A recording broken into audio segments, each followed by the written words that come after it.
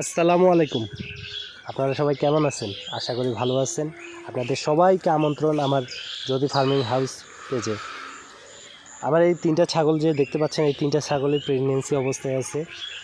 2টা আছে 3 মাস, একটা আছে 4 মাসের কাছে।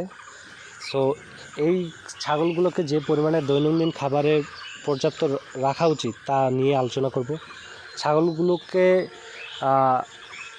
যেটা মেইন বিষয় ছাগলের খাবার হিসাবে, সেটা হলো কাঁচা ঘাস রাখতেই হবে। কাঁচা ঘাস ছাড়া ছাগল পালা অসম্ভব, কারণ কাঁচা ঘাসে যেই পুষ্টি উপাদান আছে, আপনার মিনারেল বলেন, ক্যালসিয়াম বলেন, তা পর্যাপ্ত পরিমাণ থাকে।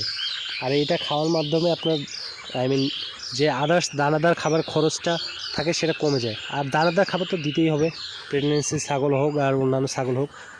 250 গ্রাম নর্মাল ছাগলকে দিতে হয় এবং প্রেগনেন্সি ছাগলকে একটু বেশি করে দিতে হয়, যাতে বাচ্চার গ্রোথ ভালো হয়।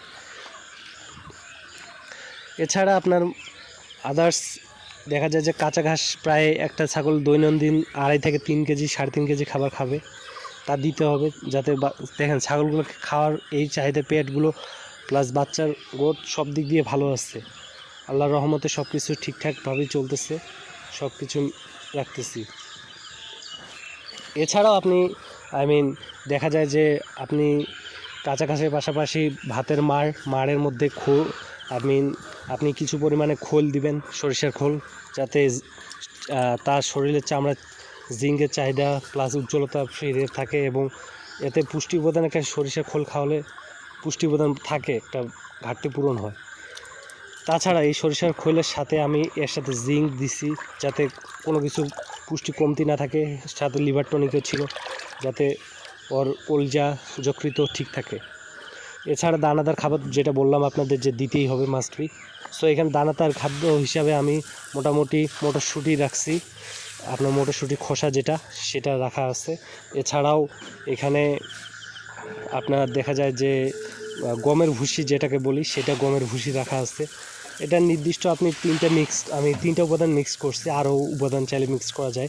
এর সাথে ভুট্টা ভাঙা দিছিলাম, দিয়ে এই 3টা উপাদান মোটামুটি একটা ভালো মিশ্রণ করে আমার দৈনন্দিন প্রেগনেন্সি ছাগলগুলোকে আমি 300 গ্রাম করে খাওয়াইতেছি। কারণ এই দানাটা হলে আমার বাচ্চার গ্রোথটা ঠিক রাখবে, প্লাস আদার্স তার যে বাচ্চাটা হওয়ার কারণে যে ঘাটতি, সেই ঘাটতি যেন না হয়, এই পুষ্টি ঘাটতিটা, এই হীনতার থেকে দূর করার জন্য এই 3টা জিনিস আমি টোটালি মিক্স করে খাওয়াই, যাতে আমার ছাগলগুলো সুস্থ থাকে, প্লাস বাচ্চা ভালো থাকে, প্লাস প্রেগনেন্সি অবস্থায় তার যেন কোথাও অসুবিধা না হয়, কারণ বাচ্চা সম্পূর্ণই ওর শরীরে পুষ্টিটা নেবে। সো এইগুলো যেন ঘাটতি কমতি না হয়। সব দিক থেকে আল্লাহর রহমতে আমার ছাগলগুলো ভালো আছে, এবং পর্যাপ্ত পরিমাণে কাঁচা ঘাস মেনটেন করতেছি। আল্লাহ আমার খামারকে সুস্থভাবে রাখুক, এই দোয়া করবেন সবাই। সবাই ভালো থাকবেন। এই ভিডিও আজকে এই মুহূর্তে শেষ করতেছি। ভালো থাকবেন সবাই। আসসালামু আলাইকুম।